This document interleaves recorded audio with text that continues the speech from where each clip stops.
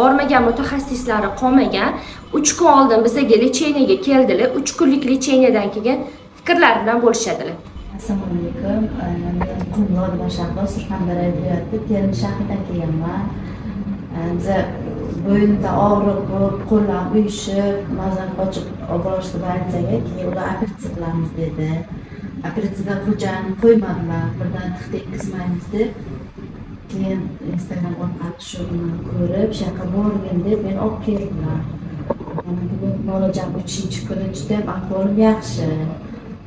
Boshlarim og'riqlarim hozir kirishimda boshqacha hozir chiqdim, boshlarim og'rib qolib, yengil bo'lib qoldim.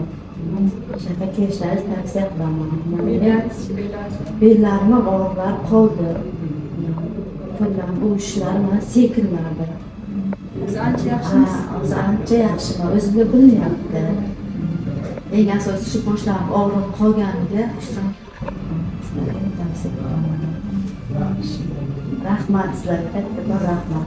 Xursandmiz siz organizatsiya Bemorimizning fikrlarini eshitdinglar. Sizlarda ham shunaqa doimiy og'riqlar bo'layotgan bo'lsa, skelet klinikasiga kelishingiz mumkin. Pastdagi raqamlarga qo'ng'iroq qilinglar. Kommentariyaga plus belgisini qoldirasizlar. Like bilan podpiskani unutmaymiz. Videoni yaqinlarimizga jo'natib qo'yamiz.